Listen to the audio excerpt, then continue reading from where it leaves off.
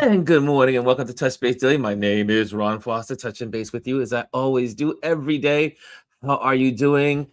January is just moving right along, right? It is. Today's the 12th, isn't it? Today is January 12th. We're almost near the middle of the month, or I mean, come on, y'all. It's moving on. It's just moving on. Time keeps marching on. So today is our Motivation Monday. And so what we do on Motivation Monday, today we're going to be talking about, let me get that on the screen so you can see for our Motivation Monday. It's going to be sharing about, I know y'all going to be like, what?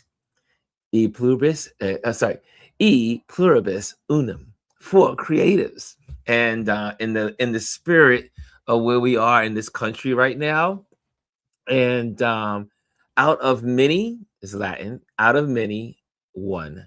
And that was created during the 13 colonies, or before it became a country. And these 13 states or colonies became states and then became a country. So how can we use that, and how things are happening around the world right now, especially here in America, where it just seems like things are falling apart. But in some cases, there's some things coming together. I mean, probably a year ago this time, we were more apart than we are probably today. So I know they're saying, people are, you know, things are falling apart from the seams. Yes, they are when it comes to the government. But guess what? I do believe it's causing people to come together, creating and going back to the original philosophy of out of many, one. So we'll talk about that as creatives, and you'll see the overlaps. Okay, so let me just go over here and see what's going on in the world with you all. First of all, good morning again. What are you drinking this morning? Can I ask you, what are you drinking? I know I have my coconut water here that I'm drinking. What are you drinking this morning? How are you starting your day as you liquefy yourself? And, or I should say, hydrate. Hydrate is a better word, right? Hydrate.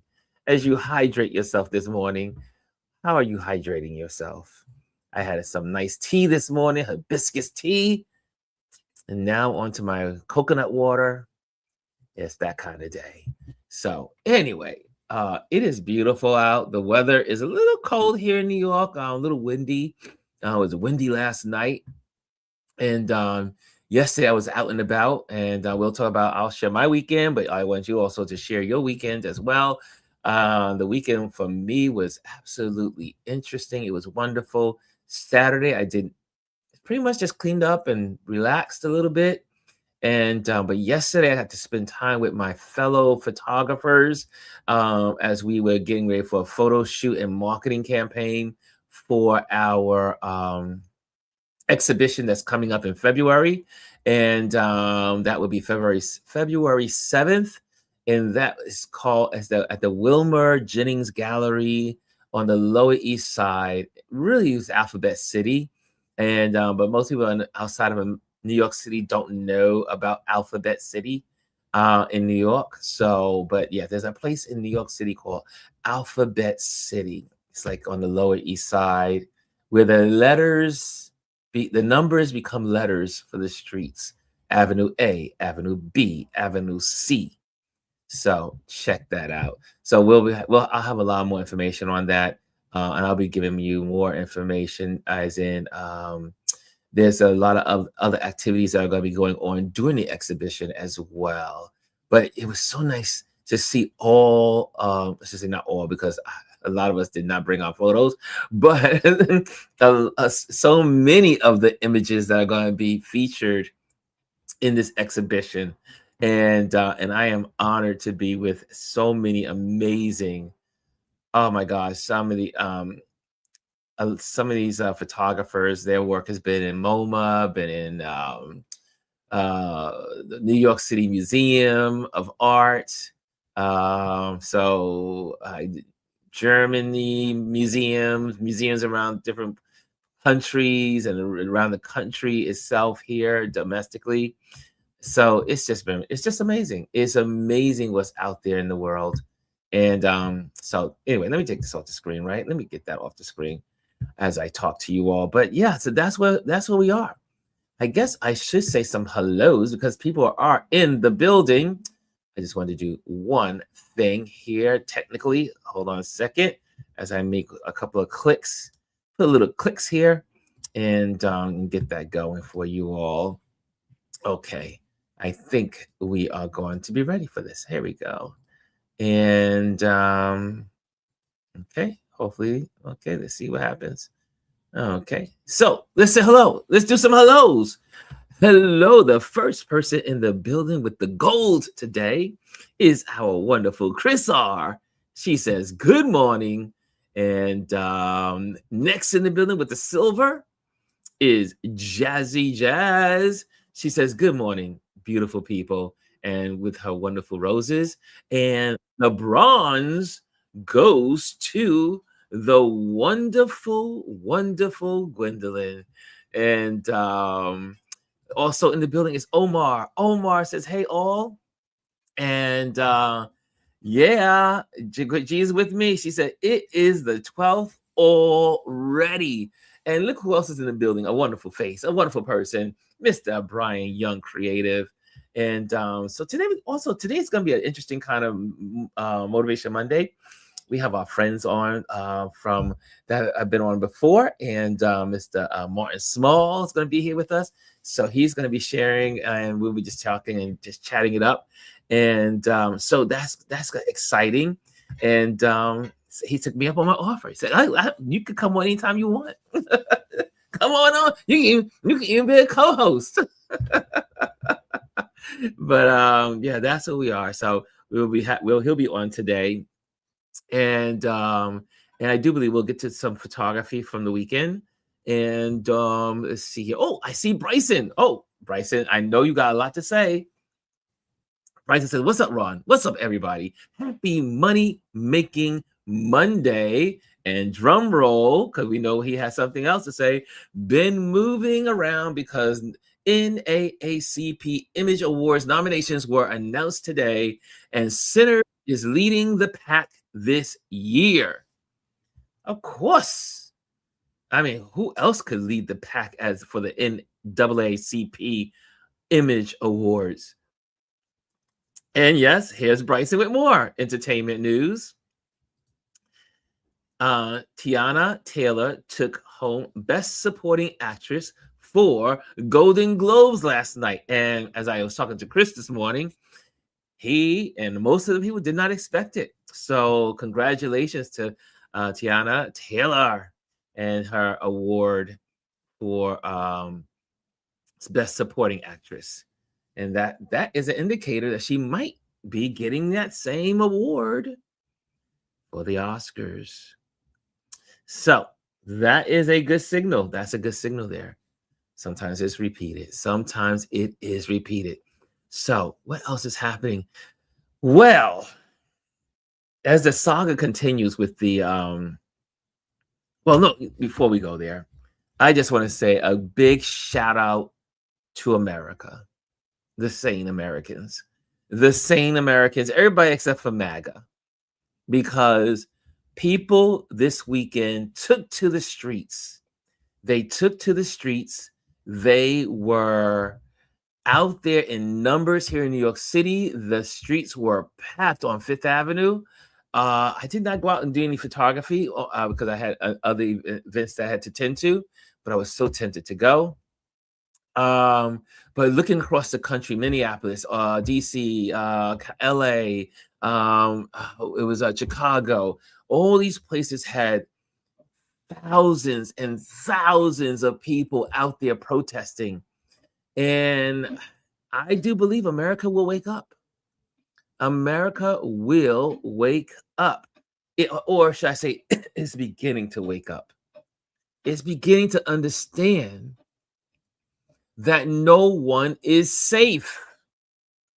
No one is safe in this new Trump Vance America, because the idiot Vance had the indicator that, not only should we be out in the streets, but we should be going door to door.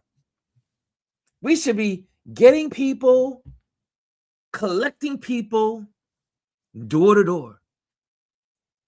I don't know if you heard that, but that's some kind of craziness. Yeah. So, there we go. As soon as you say Trump, as soon as you say these bad MAGA folks, they always come into the show. Oh, gosh, Lord have mercy. There is some truth to what he's saying there. The Democrats did. The old Democrat Party, the Southern Dixiecrats, not the new Democrat Party, the Southern Democrats, the Southern Dixiecrats were part of the KKK. So you got a little truth in there, Austin. A little truth there. Yeah.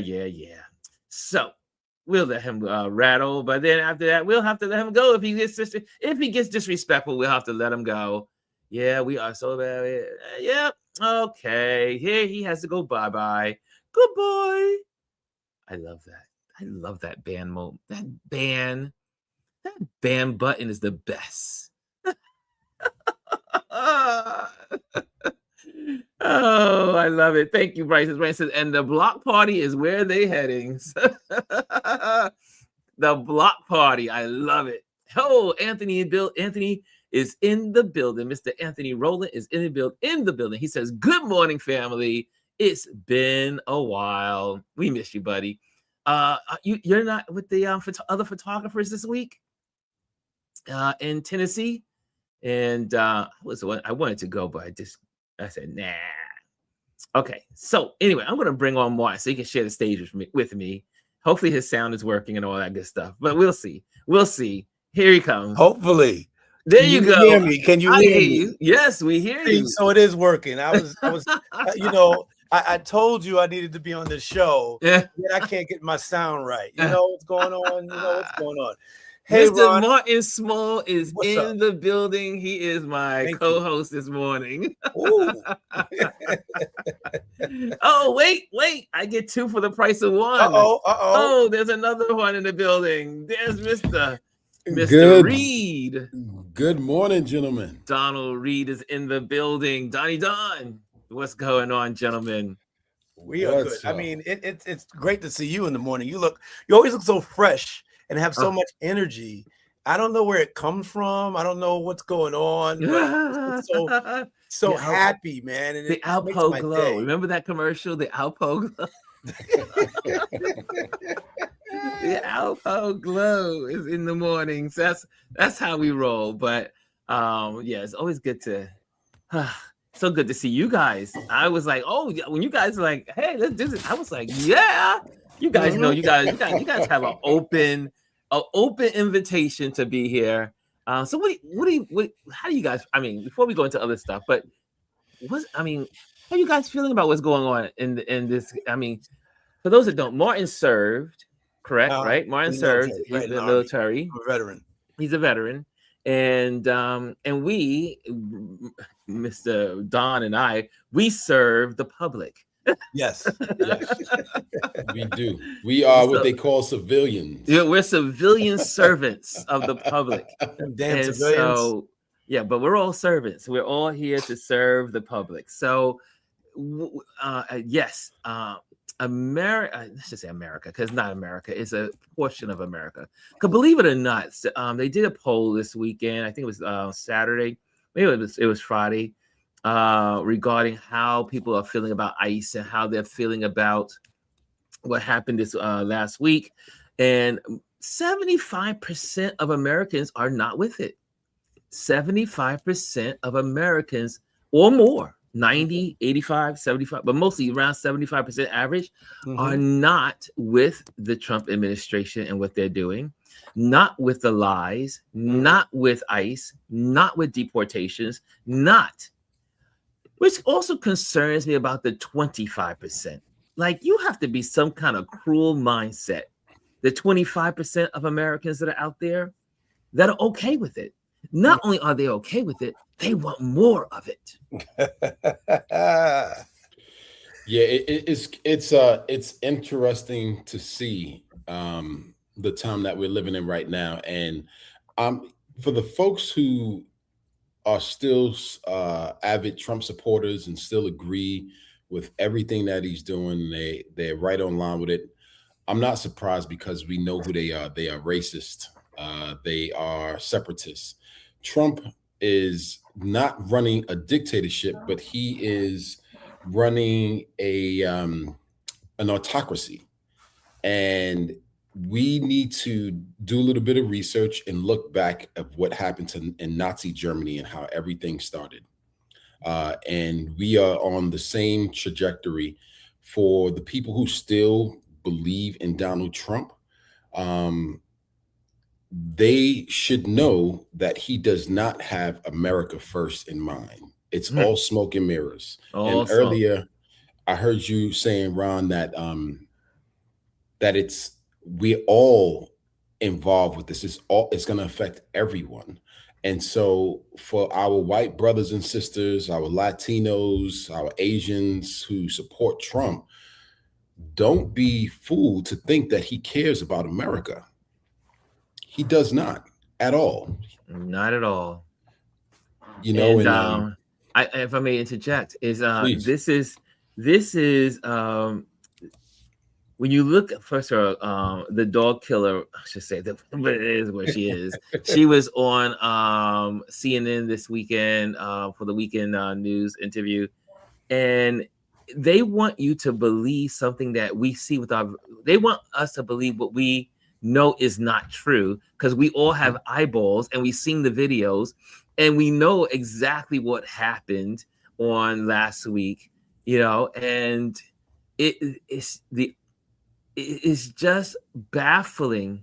But I'm going to throw another wrench into this conversation, is that because not only did he go into Venezuela, not only did we have a killing of a woman that was in her car that was trying to get away, but then the proclamations and the rhetoric of, we want to go into Colombia, we want to go into Cuba, we want to take Greenland, and if we don't do it the good way, the easy way, then we're going to do it the hard way. and people don't, I hope Americans are waking up, though. They really do understand the dangers of this. It is, I heard over the weekend that the UK is bringing before Parliament probably this week or maybe today, or there was some conversation that the UK is going to send troops to Greenland to protect Greenland from America. Mm-hmm. This is where we are. Greenland. Think about it. Two of this. The UK is going to send troops to Greenland. Right. It's crazy. To protect Greenland from the United States of America. Exactly. It's mind-boggling. Mind-boggling, but it's not. Ron, a lot of people don't understand and haven't been reading what's going on. And that's because America, we're all spoiled. Black, white, Asian, we're just spoiled. We're in a situation where we don't think that we have to protect ourselves in some cases, I'll give you an example. So, y'all said I was a veteran. So when I came out of the military, my first job, I was walking down Times Square in the middle of the night, walked into a hotel. That's how I got into the hospitality business. And actually met a guy named Abe Hirschfield. I'm making a long story short because I don't know how much time we have, and I talk forever. But anyway, so I'm get the job in there, and I find out that Abe Hirschfield is basically Donald Trump's boss. So I worked along with this man back in what was that, 95, around that time, 95, 94, around that time. And one thing that people don't understand about Donald Trump in other states, we know it in New York, but in other states, is that he's a complete narcissist. Yep. He does not know what's going on. He's just following the lead. And one of the leads, when it came to what you were speaking about Venezuela, is that on page And I want every listener or every watcher of Ron's show to check this out. On page 184 of Project 2025, they speak about exactly what's going on now. Yeah, Project 2025 is, they are, for those that don't, we were talking about it here. We 4 people were talking about it. That's right. So we have our wonderful Elise. She put us in the loop. She educated us, and we're on the mission to read and to learn. This is Project 2025 being applied, and most I would say that half of it has already been completed. Oh, it's almost it's almost there. Yeah, it says like 48% of it's completed. And some people just don't realize how serious it is, because if you go to page 184, like I said, page 184 talks about this hemisphere and what is going to happen to Venezuela and Ecuador and those other countries. They want to control the whole hemisphere. And there we go. And Trump is just a pawn in this. And he just wants people to say his name. So we're going to lose, hopefully we never do, but we may lose some freedoms. We're going to lose our health care just because one man wants you to say his name. And that's Donald Trump. It's crazy. But what I was looking at, because we, the conversation all the end of last weekend, also this weekend, is we know that taking Greenland is not for our protection. One is Greenland is already protected by NATO. So if there was ever an invasion, or the Russians or the Chinese wanted to invade Greenland or take and put bases there or whatever, it can't happen because it's covered by NATO. We are already covered and safe because of NATO. Yes. And so if there was ever any of those kinds of events that would happen, NATO would automatically be triggered to respond, as they are with the threats of Donald Trump. That's right. So Mr. Kankles is causing a whole world disturbance. Mr. Who? Mr. Kankles. Who? They call him Kankle. You call it Kankles? Yeah, I got that from Jennifer and from the other. Go ahead, Rob. I hate this thing this morning. But they when I heard that, and then I heard also, read this morning, and also, and I was looking at some correspondence stuff yesterday.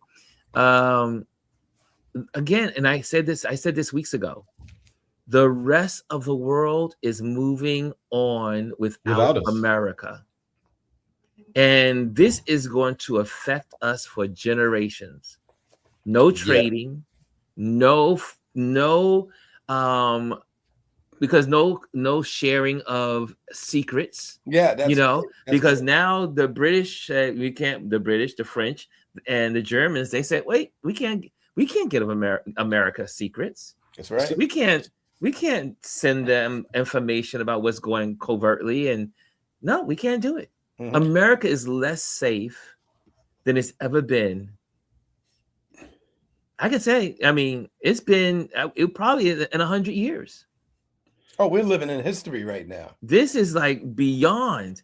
And again, like you mentioned about Nazi Germany, and it's the same exact playbook. If anyone has read history, it's the same exact play. ICE is the Gestapo.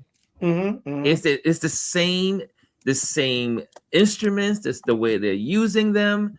You see that they're going to add 1,000 more ICE people moving into Indianapolis, I think today or tomorrow.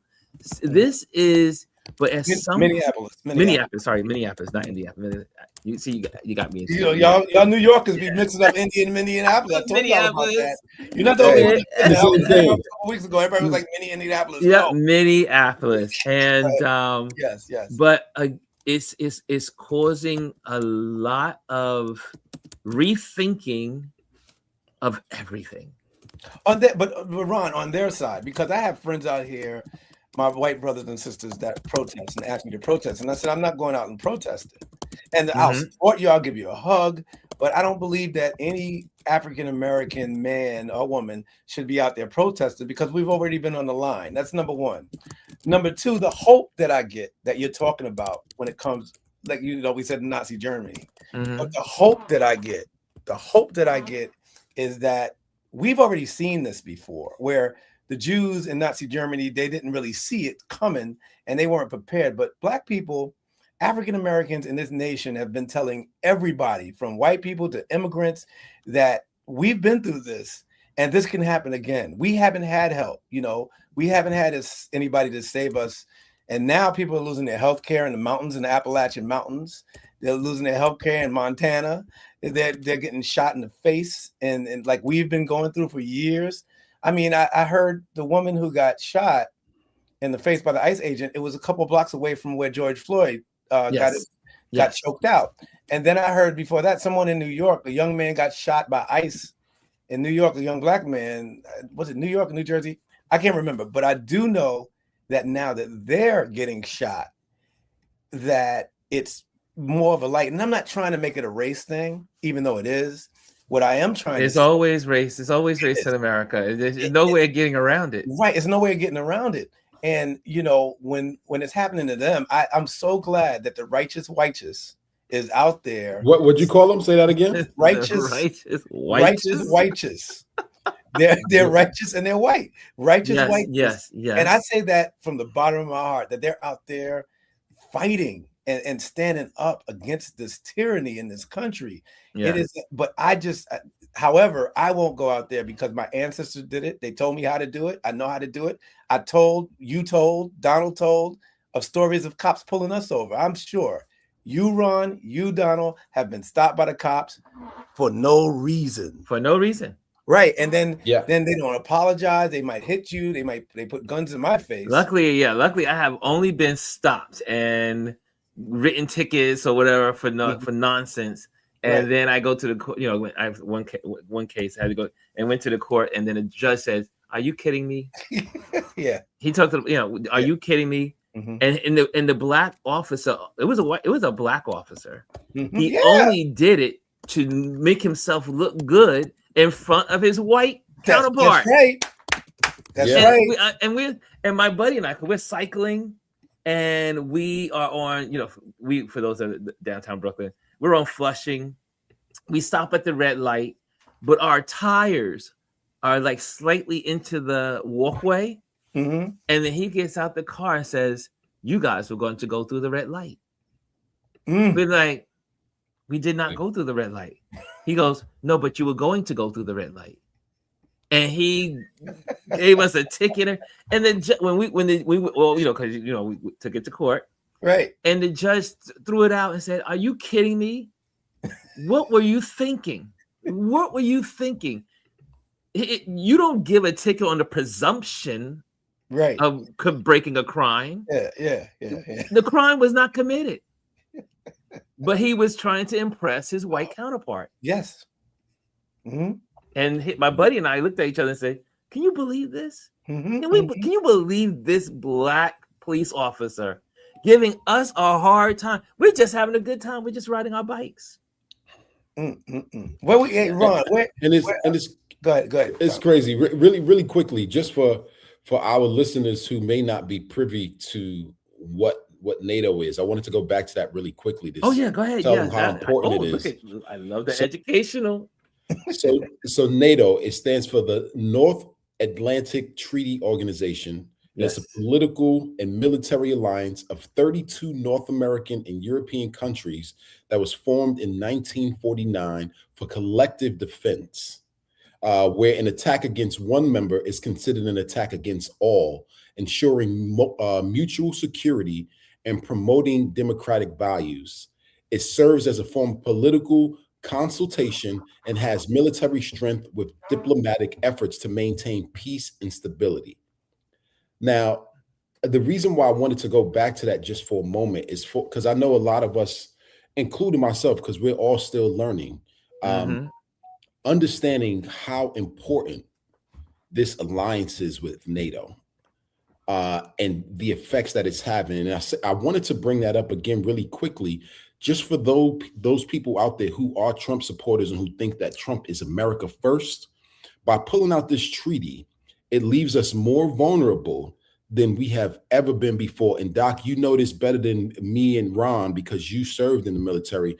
So I want people to really, really think about that. because we are fully exposed. And then one more quick thing I want to say is Donald Trump and his narcissism, but the autocracy that he is leading the charge of is extremely detrimental to us as civilians and people who are not in the military, us who are not making those decisions to go to war. It's leaving all of us exposed, because when things hit the fan, who's going to be the ones affected the most? It's going to be us, because they can go into bunkers, they can go in hiding, they have protection.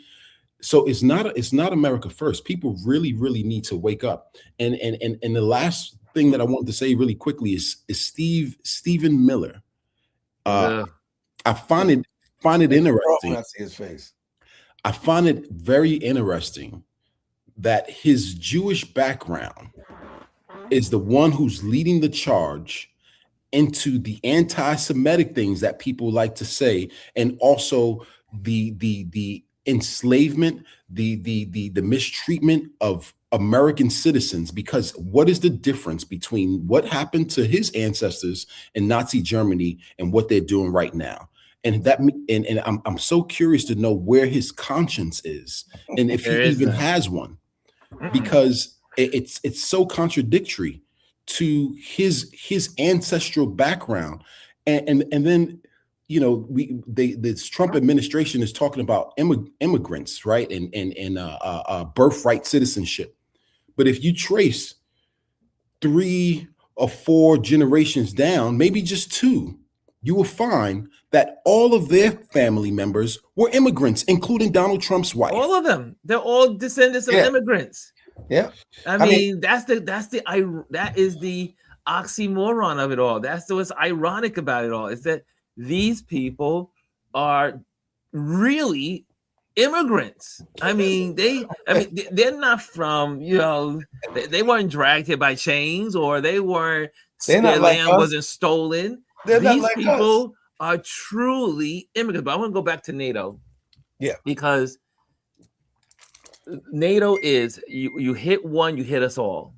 It is one of the best strategic deals in global expansion and global camaraderie and global protection ever in mankind history, where you have all of these countries, an attack on one is an attack on all.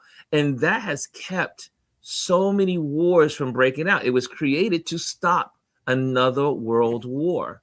And so this is why Trump is again, like Jazzy says, I have it on the screen, Trump has no idea what NATO is, let alone anything else.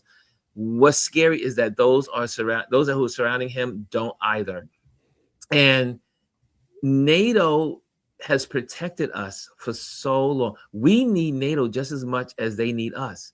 But listening to the French president this weekend, and they interviewed him, and saying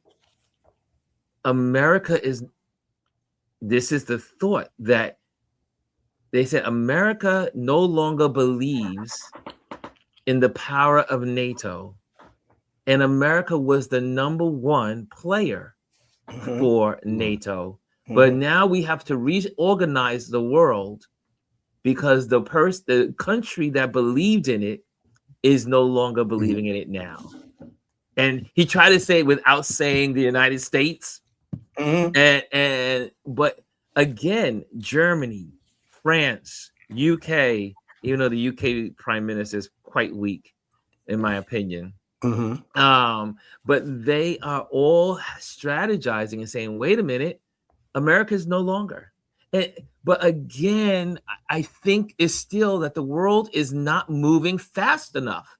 I think just like when, Hitler was happening back in the 30s, the world was slow to move, because they're like, oh, no one can take this man serious. The man with the little mustache, no one's going to accept him. But Trump, I think countries right now should be pulling out of anything that's happening. The soccer event that's going to be in America. the Olympics, they should be put out. I think America should be put out of the Olympics. I think the country should do what they would do with any other nation. Isolate them. And I think America should be isolated on the world stage, and that they should be thank you, Jazzy, FIFA or FIFA, and that you, in order for this to really take hold, that these idiots to stifle their power, their ability to do things in the world, the whole world needs to respond. Like they would do any other country. Look, when Russia did what they did and went rogue, what happened? They got kicked out of the G7 at that time, or G8. They got kicked out. They got kicked out. And when things happen, they pull them out and say, okay, we're not doing the Olympics. So I think that the rest of the world, even though they're moving around America, they need to be doing things in protest of America. That's my thought. What do you guys think? I think that is extremely powerful. And I think about when we were going through this stuff with when Russia specifically was we were going to the war with them, we were going back and forth. All of their players, when I'm thinking about the US Open, because I love tennis, all of their players could not represent Russia. They couldn't put a Russian flag. So if the player was from Russia, you wouldn't see where they were from, or they were not allowed to participate on the world stage. And I don't think, I even think as American citizens, we're not angry enough, because we are still going to do politics as usual. And what I mean by that is, if you look at all of what we produce in this country, entertainment, for example, NBA, football, the Golden Globes that happened yesterday. And I can't remember the brother's name, the actor who plays Incredible Hulk in Marvel. When they talked to the brother was asking him questions on the red carpet saying, isn't this great just to be around your peers? And he was like, as much as I would like to say this is great, truth be told, I'm very uncomfortable right now. And this is what he said on the red carpet. I can't remember the actor's name. He said, I'm very comfortable right now. We have a woman who was killed in Minneapolis. This administration is just horrible. And I was so happy that he took that moment to be present in what's currently happening, not to be caught up in all the glitz and glams. But I think that we still do not fully understand how serious this is. I think a lot of people like to enjoy living in a bubble. And it's easier to not know what the truth is and to live in a lie, or to be blinded, than to live in the complete truth, because I think it may be too much for people to manage that fear, so to speak, or concern or worry. And it's easier just to continue going about life until shit is at the front door and it's like, oh snap, what am I going to do? Yeah, I agree. I think again, we as a country, the majority, the only way things are going to change is the actual population makes the change. No one's coming to, as we've been hearing for the last several weeks, no one's coming to save us. Right. No one is going to save America. America will save itself if it can. The people here will save its. We are responsible. So far, I'm not sure. I mean, I guess there are also some people that have gone back to shopping at Target or whatever. But these campaigns need to be continual. Oh yeah. You can't just start something and then start and stop, because some corporations are okay. They'll wait it out. Yep. And again, you have to hit people where it hurts, and that's their wallet. You have to hit them where they hurt. You have to hit them, because they are the ones that are creating these 1% that we have to worry about. Is not gay, LGBTQ. The 1% are the billionaires. And those are the people we have to hit. And then Target had a big problem. They were about to go out of business for a minute. They're still talking about how they have to fire a couple of their CEOs because we have the power. And like you said, Ron, I think it was you or Donald just said something about you know, how things are changing. They think in the next 50 years that most people in America will be black or brown, you know, and I think that's what they're afraid of. Oh, they're terrified of it. Right. And that's why they're doing what they're doing. Now, I'm not trying to, like, once again, I'm not trying to say anything against my white brothers and sisters, especially with my righteous brothers and sisters. But even they know that this is what's going on. And Donald, the name of the actor is Mark Ruffalo. I don't know if I saw the doctor come on and say Dr. Tashi. Yes, Dr. Tashi come on and say she didn't see it. So if it's okay, Ron, is it all right if I just present the video for a quick sec just so people can see what he said? Yeah, if they haven't heard it. Yeah, you can. All right, do you have access? Do you you can get to it. You can you can share. Yeah, Dr. Tashi's right. They're not reading the room. And the thing about it, everybody's so freaking spoiled. I'm telling you, man. We as Americans are spoiled. I mean, that's just the way it is. And if NATO goes down, they have something called the Geneva Convention in the military that if you get caught, you can't get tortured and blah blah blah.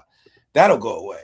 I mean, but the whole thing, that's almost gone away because unprecedented is a president of one country capturing the president of another country. Kidnapping. I mean, what you're saying, Ron, is amazing. I tell you. I mean, no one so now, which I wish it could happen, is that Trump could be in another country. And then someone says, you know what? You should be put in jail. Yeah. And just take him and put him in jail. That would be the best thing that ever happened.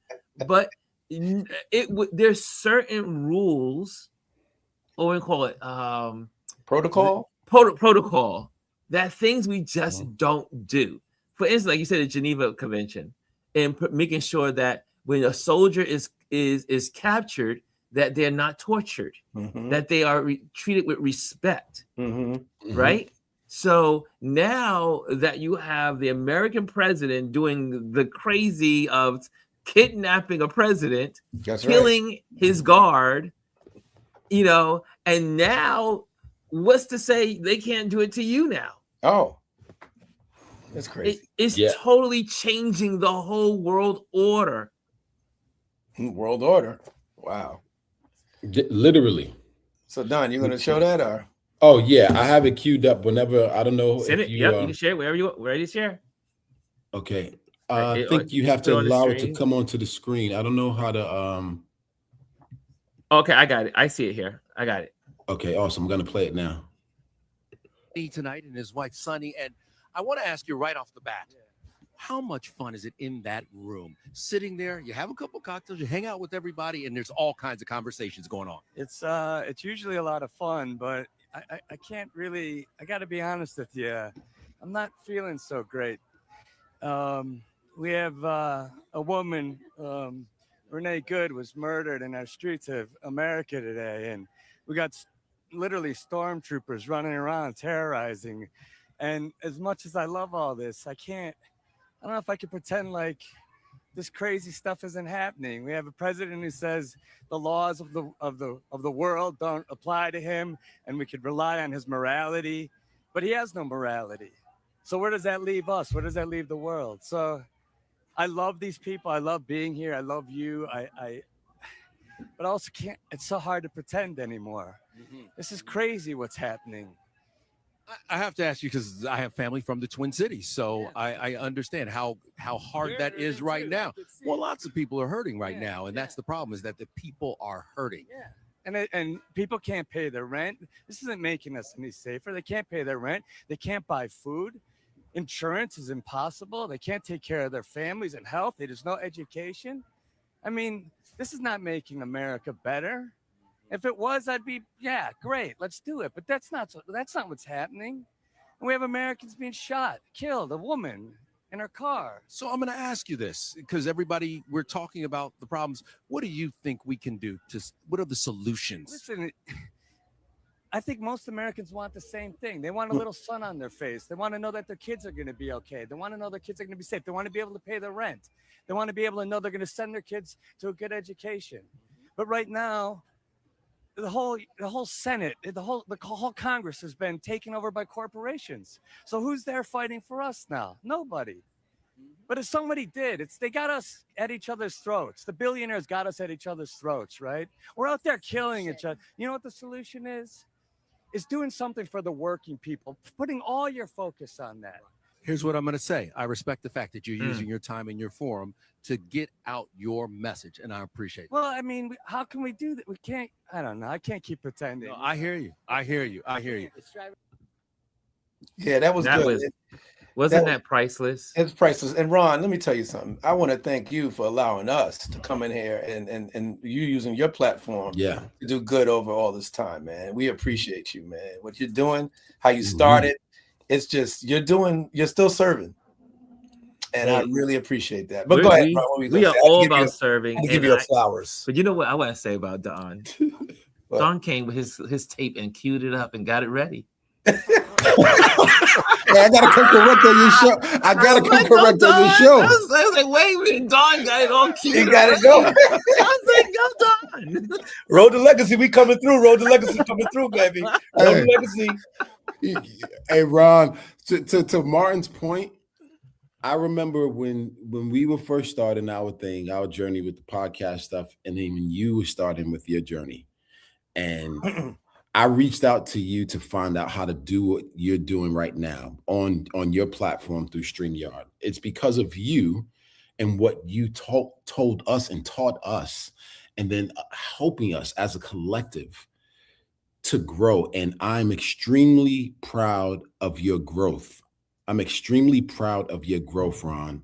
And I am humble and thankful that we have this community, we have this brothership, we have this partnership, and that we share with each other. And that's what we're talking about. We're talking about building. And the question was, what are we going to do about all this? Nobody, like you said, Ron, like everybody said, nobody's coming to save us. So as African Americans, I'm saying this, we have to do a collective, like what us three Black men are doing now, and Black women. We need to come together. I see Dr. Tashi on your show all the time. I see people. If we come together, we could find the solutions to protect ourselves, to protect our nation, and to keep living the life that we want to live. Because nobody's coming to save us. We just have to continue to get this information out. Yeah, this is also what you're saying. If speaking of on along that train of thought, Jazzy is saying, "Yep, it's an app." They're talking about this app called the Green Book, where you can see all the sundown towns and. The Green Book, they have the Green Book online as well. So if you want to apply for the Green Book, there is an actual website and app called the Green Book. Excuse me, Ron. You know I'm a historian. You know I know you love history like I do. You know what I'm saying? So let me just show you this one, right? So to show you that it was real. Whoa, look at that one. It's metal. Mm-hmm. It's been around for a long time. And last but not least, yes, everybody, do what Ron says and get the Green Book. The Green Book is out there. It's out there. Green Book. You can get it online. It has all the stops and all the places that you can go back in those days. And we may need another Green Book. We will. You know, we will need another Green Book. It has all the addresses, all the hotels. And it was going on for a while. This is the man who invented it, the man who created it. Victor H. Green. That's the original. That's the old book, right? That's the. Yeah. There was also another book that was another. This is the revised edition. This is the revised edition because the old original ones had like a paper knitted green cover. You can't find them anymore, and if you do find them, you're going to pay at least $7,000 to $8,000 for them. Yeah, they're collectors. But it has the same thing in here, and it gives you an idea of what's going on, an idea of your history, because this can happen again.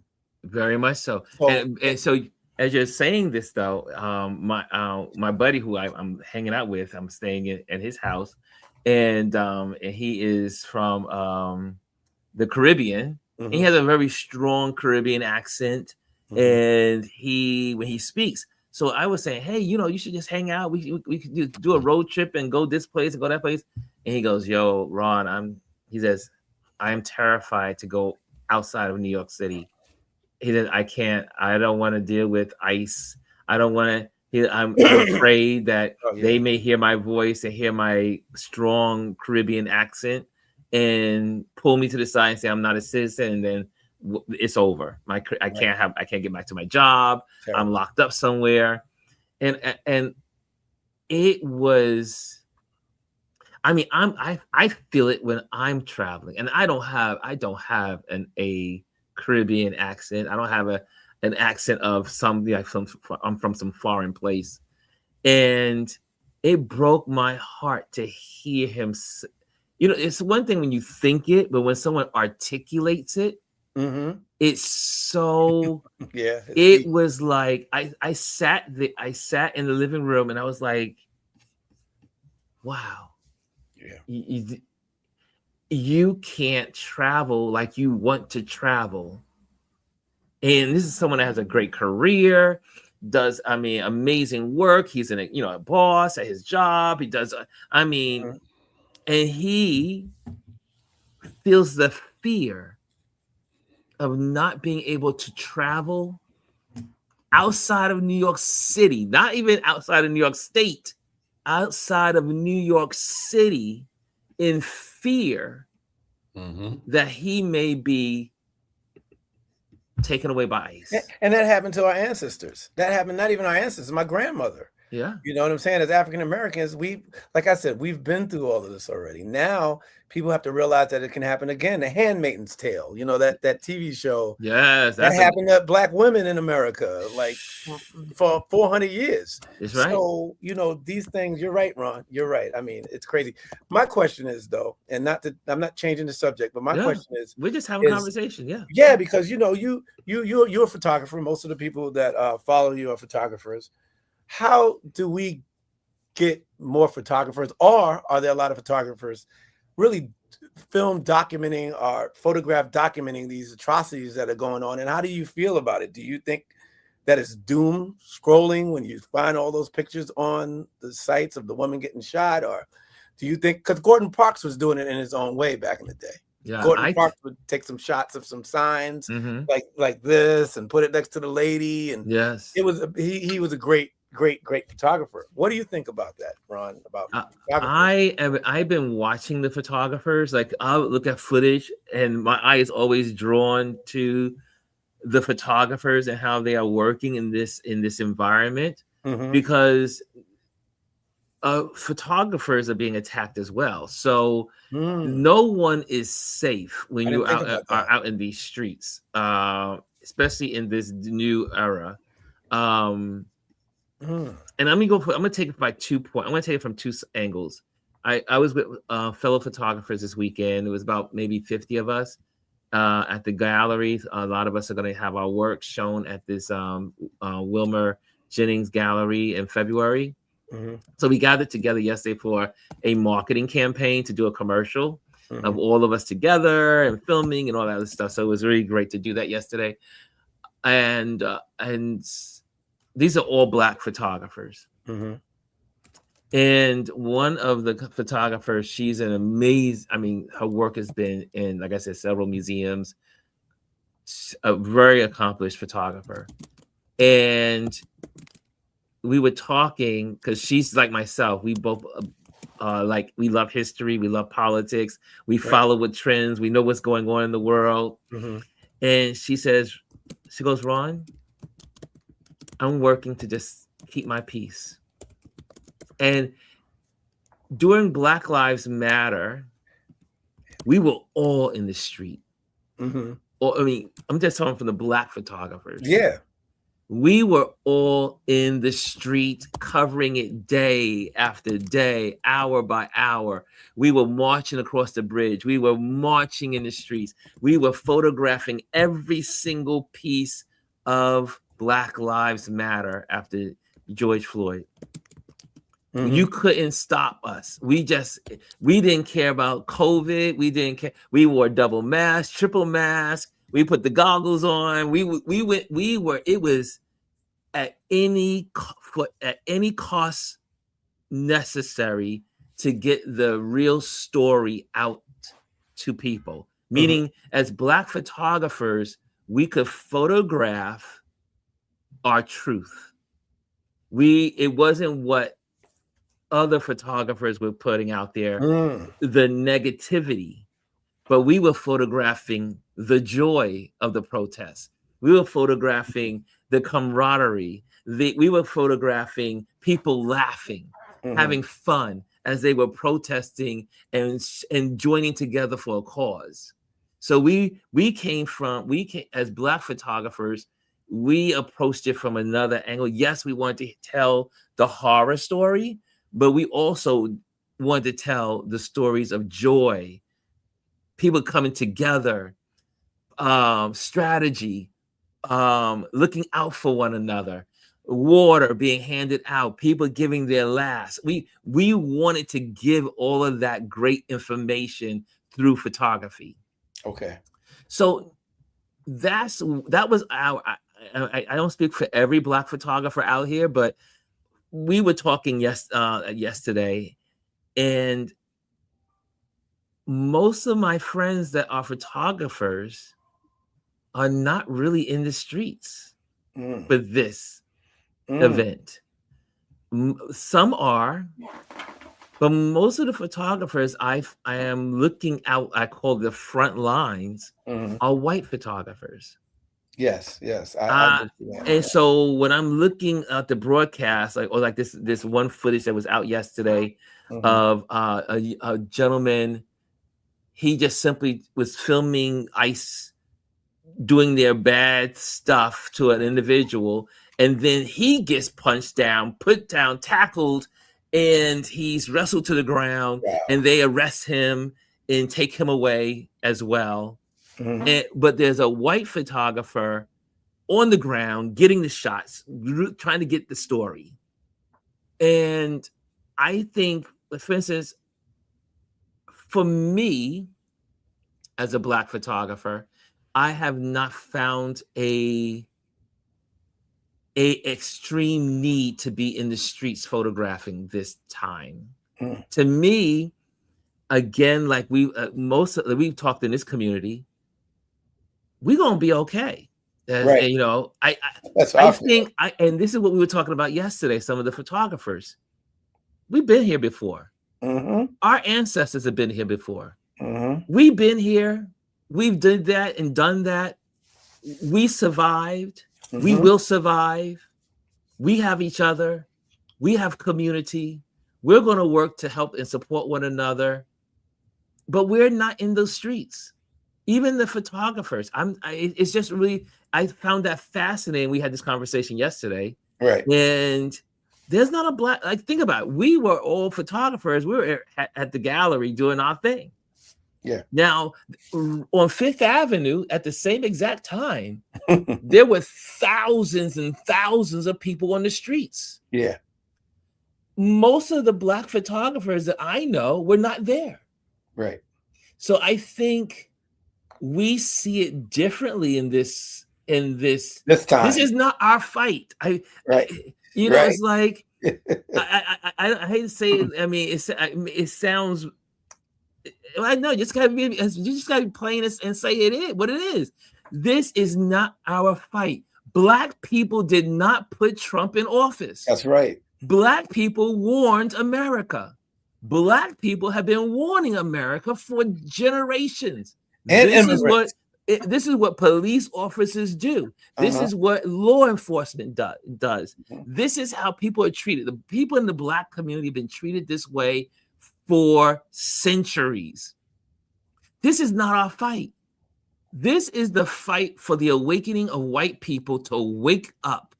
Wake up, because if until white people understand, and this is again not all white people. Righteous is okay. Yes, because we have lots of white folks that are out there. I mean, most of the people that are out there in these streets. That's right. Like those thousands and thousands of people are a lot of them are white. Righteous. It's their fight. Their fight. They can only change the minds of their people, the people that look like them. That's right. It's like Don Lemon says on his show. He said, if he talks about a white person in the way that he needs to talk about a white person in this time we're in, it'll be rejected.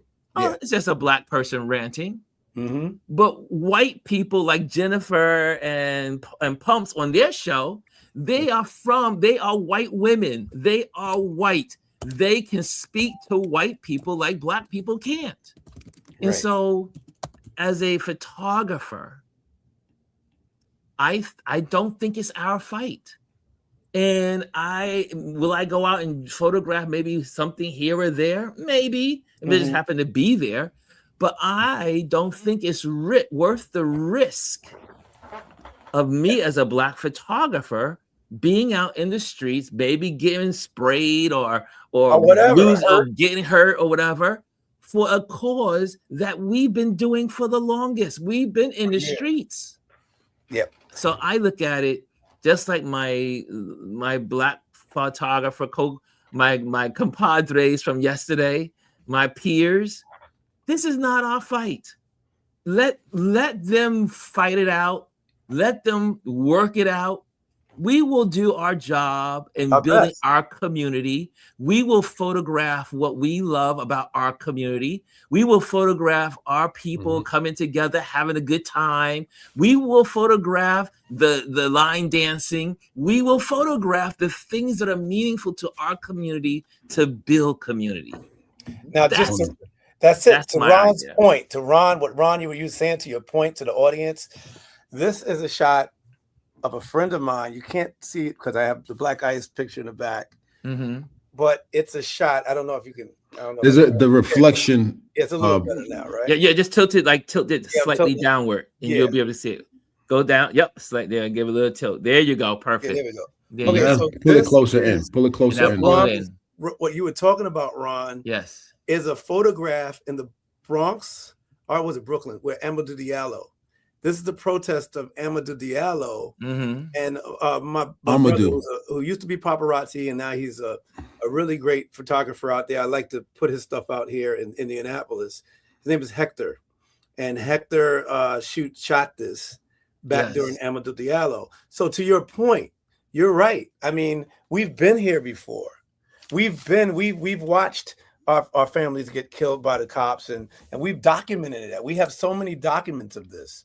So you're 100% right. I mean, it's you hit it right on the head. I just wanted to just explain that to you because I have a couple of his paintings, a couple of his photographs I'm going to put in the show soon. But that's a woman holding his picture. And then there's a picture of his mom I have here holding a picture like that after he had gotten blown away. And for those who don't remember Amadou Diallo, he was shot over 40 times. And I'm not 41 times. 41 Diallo. Right. Coming home, he was reaching for his wallet and he got shot. But the point of the matter is that, Ron, you're right.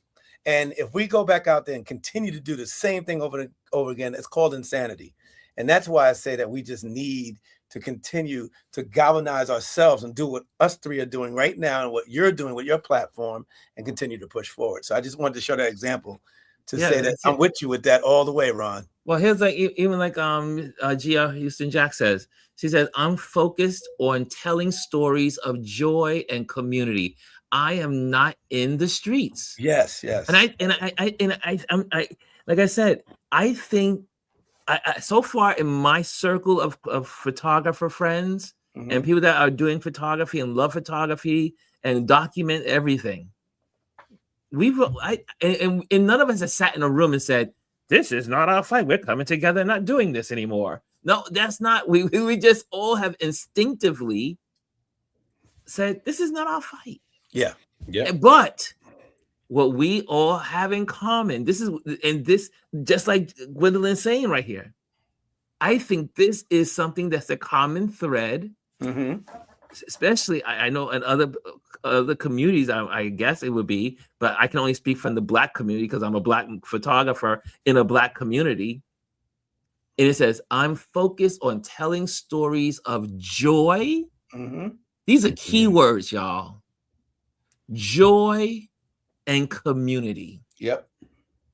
We are building our communities, whether we're doing it here on Touch Base Daily or we're doing it you're looking at it on different platforms, on YouTube or Instagram. People are building their communities to build, to survive. We cannot do this alone, but we can do it as a community. Like you were saying, coming into a community and being able to express and share your thoughts, being able to say, hey, I have an idea, I have a thought. I think that's where we are. I am in that place. I don't really feel the need to get out there in those streets. But also, see what else other people are saying. Anthony says, it's not safe right now. As bad as I want to capture history, I have a wife and son to consider. Dr. Taji says, nope, get somebody else to do it. That's right, doctor. That's right. And G says, that part, Anthony. That's right. And Jazzy said, it's not our fight. Yeah, Jazzy, I was looking at what he was saying earlier. He was, I don't know if it's... She said, ain't none of them for the Black community, my brothers. You're right. And also, I think about it. If I may pause and interject, ICE has unalived several people, 36 people, I do believe, I think since this year began, or was it the end of last year? That's 36. Crazy. They were men and women of color. It's crazy. This is not to go against the white woman that was killed. I know what you're about to say. That's what I said. But she was a white woman, and this is why people are reacting. That's right. Because the white community doesn't understand unless it's one of them. Yes, as long as it's she was at the wrong place she was probably doing something she wasn't supposed to be doing. He was probably doing something he wasn't supposed to be doing. But no, just like the white woman was sitting in her car, and I'm using white women instead of her name. Yeah. As the white woman was sitting in her car, and she did not threaten those people. She was minding her business. She, even as the first car went by, she stopped her car to let it go by. She thought the second van was going to go by, so she stopped. Then they get out. They start pulling the guy pulls her handle. Then she's threatened. But if that was a Black woman, it would not be getting this coverage. Nope. If it was a Black man, it would not be getting this coverage. No, Keith if it Porter was a just Latino, got killed in LA. Yeah, and go on and on. It happens all the time. There was a killing on the same week of a Black man. Yeah, Keith Porter. In LA. And nothing, no sound, not a stitch, not a vocal of anything. So let's not be what's the word? Naive. Right. We know that the reason why these people are outraged is because this was a white woman. It's the same thing when it comes to Black women being abducted. Black women are abducted at high rates. Yes. I don't know where all these Black women are disappearing to, but they're being disappeared. But do you see it on the news? You don't. And that's the problem with America. If it's a blonde-haired, blue-eyed girl that's been abducted, well, that's going to be on front page. That's on the morning news. That's right there at 6:00. Right there when you turn on the news. So we are not naive to what this country is all about. And when we say the country, that this is the way the structure of this country is about. Yes. It's not all people, it's not all white people. It's the structure of this country could give 2 scoops of ice cream about a person of color. He said ice cream. You're nice. It doesn't get. I know you guys. I don't have my cursing crew on my. You swear, John. They don't give a shit about us. They do not care. But I love the ice cream though. But yeah, Ron, you're 100% right. 100%. They don't care. They don't care about us. But Michael Jackson said it a long time ago. All I want to say is that they don't really care about us, and people thought he was crazy and raping little boys. Michael Jackson knew what time it was. Jerry says, when I said it needed to be documented, I'm talking about the allies. They need to show it. Lisa says, right, because they are not doing anything by the books. It's the wild, wild west out there. Yes. And again, here's another one. Home Depot, last week, I think it was Friday. Was it Friday or Saturday? 2 Latinos were in Target, not Home Depot. Yeah, Target. I saw that on the news. He says, I have my passport. I have my ID. Did that matter? No. These people are not, they don't, you would think this was the old rules. These are no rules. There are no rules. Like this is the wild, wild west. You can say, I got my passport. They don't care. They rip that thing out of your hand, toss it to the ground, or even worse, destroy it. Right. Because they're just interested in getting rid of you. And they're ramping it up. Did you hear what JD Vance said just the other day? Door to in the door. press conference, door to door. They want to go door to door. Mm-hmm. But again, it's okay when it's my neighbor. It's okay when it's the person down the block. Yeah, but when they come knocking on your door, it's too late. Hey, but Veterans Administration is telling me to carry my DD-214. That's how bad it is. Yeah, well, Kareem, is your papers when you got out to prove that you were in the military. You have to do it. I have to carry my passport everywhere I go. Me too. When I came to New York the last time, a friend of mine that works with the government here was like, make sure you take your passport just in case they throw away your ID. You have your passport. Yeah, it's because you. I was like, why? He said, because you look Dominican. I was like, all right, whatever. Well, melanated people could be of any background. That's right. Yeah, we know that. Well, yeah. So that's the deal. Hey, Ron, I had that question because I just wanted. I see how media changes the way we look and how we live our lives, from the Cosby shows all the way to what they do with this Bravo does at these channels where they have housewives of Atlanta and they're beating each other up and fighting. So, I'm glad that, what Lisa's saying and what everybody else is saying that's listening to us right now about joy. It's very important to keep promoting joy. And, it's just amazing. It's amazing how we can come together when we want to. Now we just have to figure a way to help each other out and to come together when we need help. I just think that sometimes we lack on that. Yeah. On helping each other out on certain situations, even information, like, what we're doing together collectively, your show and Road to Legacy podcast and what we're doing together collectively. And like Donald said earlier, you helped us and we helped you and we help each other get around. We just need to get other community help. Even take their time. Ron, you come out to our toy drives times on your own, with your own whatever. You tell us what you want, we give you what you want. It might just be cab fare. You know what I'm saying? That's right. Just give me a cab fare. You get me there by cab, I'm there. I got to help. But we as Black people, we just have to be authentic. We have to be able to say, this is what I want. And if you can't give it to me, tell me. Don't wait till a couple weeks later. And we can barter it. Tell me, what did you need? How come you didn't tell me what you needed?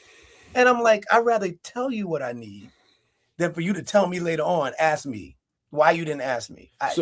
Before you guys go, because we're going to wrap it up, but I want tell the folks about your Road to Legacy. Take a moment and so that way people can know about your podcast and where they can find you. And then we're gonna close out on our Motivation Monday thought for the week. Okay, I want to start off first really quick. So Road to Legacy, RSL, is a media company that helps nonprofits and helps people learn how to help other people out. Mm-hmm. What we also do, we just do our toy drives out here in Indianapolis, and we do them in New York. We hook up with organizations. One that we hooked up now is Indy Juneteenth out here that does parades and shows out here. And we also hooked up with P30, which is a organization that gives you space to do certain things out here. We work together with those communities and we connect because Donald and I have known so many people over the years. All right, Don, go ahead.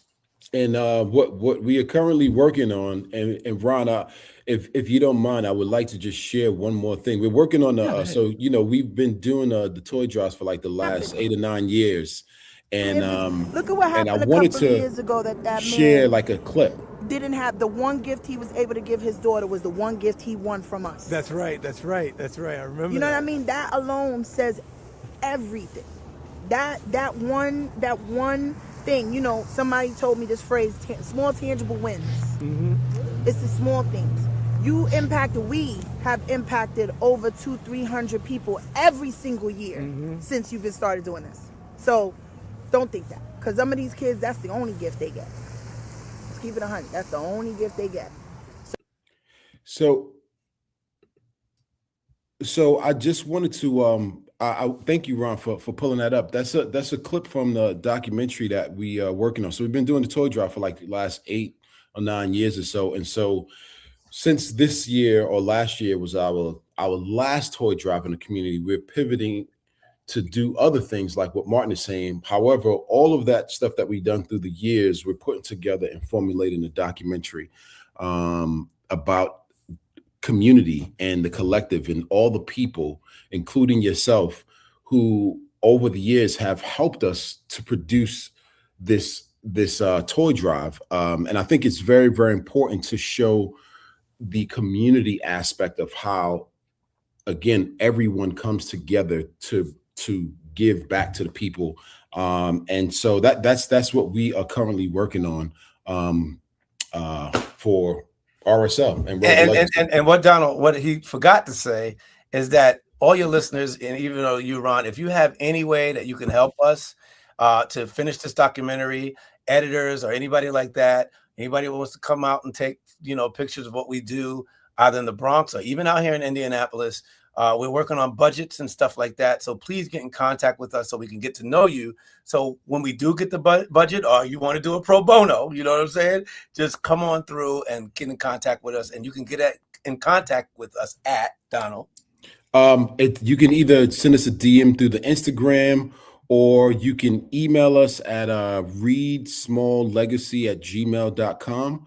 On the screen, I'll put it up there for you. Yeah, I'll add it. I'll add it under my name. And adding that, yeah, we, like I said, I don't want anyone saying that we didn't ask for help, because when we see these genres. Yes, right. But that was the beauty part. Think about each other. I photographed the first year. Yes. And then the second year we had some other folks that showed up, and they were part of, being a part of the sharing and take pictures. And we had Jelani come through and a couple of other photographers, and there's some other videographers that just did it from, and that's what it's all about, especially when it comes to charity and raising money for people or giving gifts to kids that can't afford it and families that can't afford it. Those entities do not and cannot ever really afford photographers. I mean, it's just not, because that money that they pay the photographer, that money could be going back to the kids. So it's almost like a catch-22, because you want to make sure you do photograph the events, because it's the photograph that sells the events and to sponsors. So when sponsors see those photographs, they go, wow, these people are doing something here. And versus no photography at all, or videography. So it's important that we as photographers look for those opportunities to support. Gwendolyn supports in her community the food drive and the food bank in food bank in her area. But it's the photography that keeps the funds coming. Yes. So so we always the awareness of photography. Photography plays such a role in so many lives. Yes. And can benefit so many lives. So yeah, we can use that. And Ron, one last thing I want to say that we have upcoming is we're going to be taking kids from Indianapolis and New York coming up in August, and we will need a photographer to come and document. So anyone who is willing to share some time and help out, we'll let you know. Some help with that. We'll let you know for sure. It's a trip from there and then to Africa, so we'll let you guys know. I like that. I like that. Okay, guys, I'm gonna let you guys go. And we are definitely going to do our thing here. And thank you, Don. Thank you, Mr. Martin Small. We love you, Ron Foster. We love you, Ron Foster. We love you, baby. My buddies, my pals. This was a great conversation. You guys, I'm telling you, you guys have an open invitation. Thank you. Ron, we got to do this more. Thank you, Ron. We love you. Bye. Love you too, bud. So here we go, guys. And so today we are talking about something that is dear. Hold on, let me get it on the screens. Let me put there so that way you go, oh, that may be too big. That may be too big. Hold on a second. There we go. I think it's in there. Okay, we got it in there. Oh, what's it? E Pluribus Unum for creatives. That's what we're talking about. And then we're going to close out. But listen to this. Motivation Monday. E Pluribus, Unum for creatives. Out of many, one. And this subject, obviously I planned this, but the conversation we had today is in conjunction with this, which was not planned. And out of many, one. A simple phrase, but it carries the entire heartbeat of what we do. For our touch-based community, it becomes more than a motto. It becomes a creative truth. One, out of many frames, one story emerges. Every click, every angle, every experiment is a piece of a larger narrative only you can tell. Two, out of many voices, one community rises. We come from different cities, cultures, and creative paths. Yet we meet here each day to lift each other higher. Three, I'm loving this. Out of many moments, one legacy forms. The small daily acts, showing up, sharing work, encouraging others, become the body of work that defines us. So, people, Touch-Based Daily community, so on this Monday, let's move with intention. Let's remember that our individuality is powerful, but our unity is unstoppable. Each of us brings a different light, and together we create something no single lens could ever capture alone. Okay, E Pluribus, Unum. Out of many, one. Out of many creatives, one unstoppable force. Who's with me? Who's with us? Who's with us? And I want you guys to think about that as you go through the week. As you go through the week, we're in this together. We have been here before, as we've been saying. We will survive. We will make it. We will help each other. We will share with each other ideas to help us go the long distance in the world. When the world is crazy, we still got each other. We got this. One, many of us becoming one. One force, we're unstoppable. Okay, here's some banners. Let me give you, here we go. Let's go to the videotape here, y'all. If you want to be a part of this community, make sure you hit also before I say that, make sure you hit the likes. If you have been here, hit the likes, hit the subscribe if you're not subscribed already. We have a YouTube community. Join it. Become part of it. Have conversations with each other on it. That's what that purpose is for. It's called YouTube community for a reason. Build community. You can share a lot there. Also, join the email listing. Just go to ronlewisphotos.com and you can get those wonderful emails and newsletters. Also, I'm an event photographer. If you're looking for an event photographer, reach out. Hit me up. Let's talk. Also, thank you, Patreon members. Your support helps us create amazing content. And I want to say a great thank you. I took one of our big supporters here out to lunch last week. We had an amazing time just talking it up, sharing what we're doing here, what they're doing, how we can support. It was wonderful. Thank you, Patreon members. And if you don't know how to connect on a Patreon, let me put that on the screen for you so you'll have that. Hold on a second.